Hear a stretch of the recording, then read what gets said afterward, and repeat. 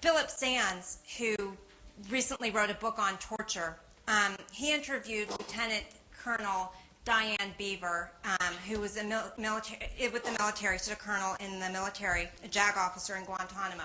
And she said at Guantanamo, they were fascinated by 24, and particularly obsessed with the second season. And they would talk about imitating, and they would actually imitate the techniques that they saw there. So, all this to say, what we're seeing on TV is not just fantasy. The people who are watching TV are also the people who then leave and go do real-life things, become soldiers, become Supreme Court justices. Justice Scalia was recently on a panel in Canada about the rule of law. And he went on a tangent, and he started talking about Jack Bauer as if Jack Bauer were a real person. And he said that Jack Bauer no one would ever criminally prosecute Jack Bauer.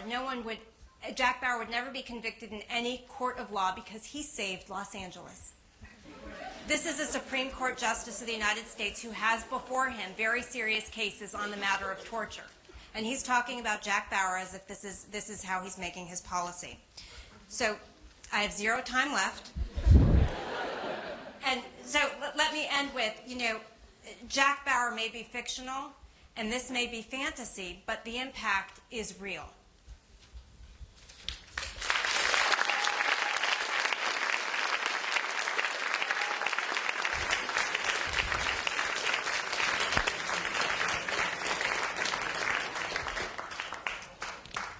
All right, then. And on my little show,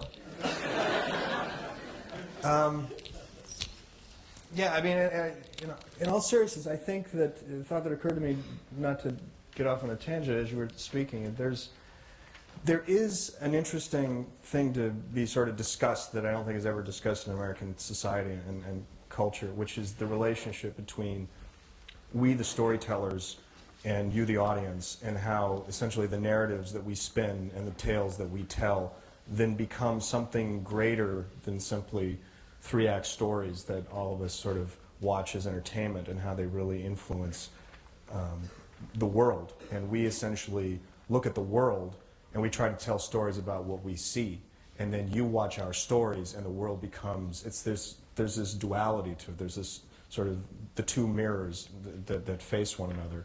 And I think that it's not, you're not saying it's this simple, but it's not as simple as saying that this is a recent phenomenon. I think that there's a very deep part of our particular society, of American culture, that has formed itself in large part to the national myths that we have told ourselves about who we are, from George Washington and the cherry tree straight on through, and how those myths have really not just informed how we think of ourselves, but have changed American policy in a very real way. From Uncle Tom's Cabin, and how that was an actual inciting, incident that helped bring on the American Civil War, to just in the 20th century. If you think about, I was watching a documentary the other day about John Ford and John Wayne, and filmmakers, that was on PBS. And it was interesting, the more I watched them and the more they sort of were, this wasn't the point of the documentary, but they were talking about how Wayne, as an actor and as the characters he played, became emblematic of the American ideal of what we thought about ourselves as a nation, and what we meant on the national stage, especially in the post-war world, where America was a colossus upon the globe, and had ultimate power, and no one could really stand in our way. And how John Wayne came to personally personify that idea.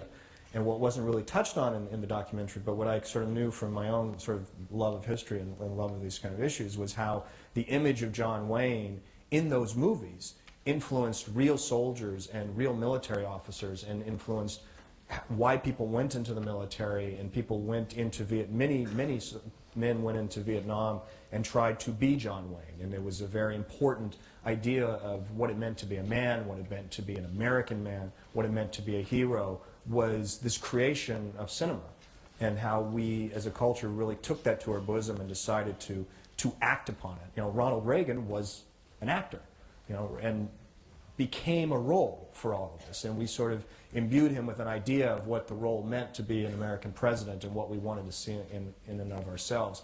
But there's this constant kind of dialectic that goes on between we who craft these stories and you who then listen to them and then bring them into your lives as if they're real. And I think that we are not prepared, or we are not trained to think about this. We don't, you know, the people who sit on the stage who do work in television, we don't go into these jobs and think about how Jack Bauer is going to influence people in Iraq, you know, until probably now you do, probably every day.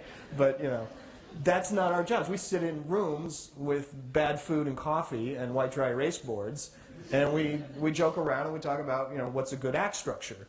And I don't know that there's an awareness of what we do and how it really impacts the real world. And I don't think there's an awareness of the real world, of how deeply influenced we all are by these images we see. And it just struck me that there's a certain sense of, I think, talking past each other that I think does go on, where these images that are broadcast around the world and have such profound impact on people's lives are not created in that spirit. They're not created in the spirit of policy. They're not created in the spirit of this is what should happen, and this is how people should be treated, and these are what rights really mean, and this is the fundamental idea of the law, and this is the ideals upon which the country is founded. These are born of how, you know, what's a good show next week, and, you know, how does this going to work, and what's a good Act 3 hook, and how do I leave them here? And we're operating in a very different place than the way the impact is, and people who consume the material, I don't think any of them really directly look to the material to say, I'm going to be a lawyer like that. You know, I wanted to be Perry Mason as a child and started to study pre-law and became aware that it was really nothing like that, you know. But I was so strongly influenced by the idea of the law and what a lawyer did that I actually did shift my thought and my education in that direction. Anyway, Galactica was born... Battlestar Galactica was born, I don't know how long I have left, but 6 minutes. Ah, perfect. Battlestar Galactica was born in the months after 9/11. I got a call from a friend at the studio who said Universal was looking for someone to bring in a new take on Battlestar Galactica, and this was in February of 2002, and it was just a few months after the 9/11 attacks. And I said, well, let me go think about it, because I hadn't seen the original Galactica in a long time, and so I said, let me get the pilot and watch it again. And I watched it. And the original Galactica pilot is all about an apocalyptic attack. It's an attack by a race of robots called the Cylons who, in a moment, destroy an entire civilization. And the show is about the survivors who escape and who run off into the night and are pursued forever by their enemies.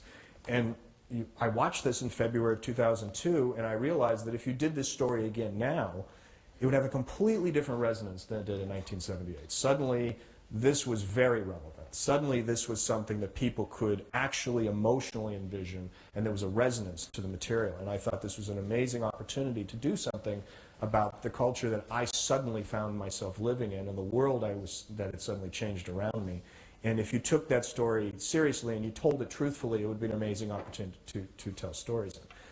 And as I approached the show, after the miniseries and as we went into series, what really became important to me was positing a show that really didn't tell you what the answers to very complicated questions were. It was a show that, when we did that episode that you saw the clip from, it's called Flesh and Bone, it was from season 1, we talked about it internally quite a bit. This was first season, so I don't remember what year that is. I just think in terms of seasons. And the stuff about Guantanamo was just starting to become into the national media. The term waterboarding I had heard only for the first time right around the time we started talking about doing an episode that involved torture.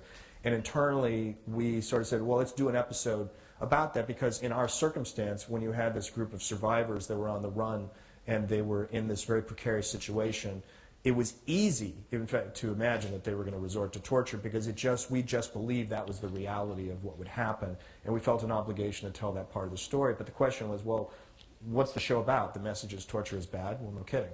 And we didn't want to say, well, torture is good, and so we were sort of caught and sort of trying to figure out, well, why were we doing the show, and what's the show about? And we settled on, well, it's really not about that question. It's about really making the audience ask the questions to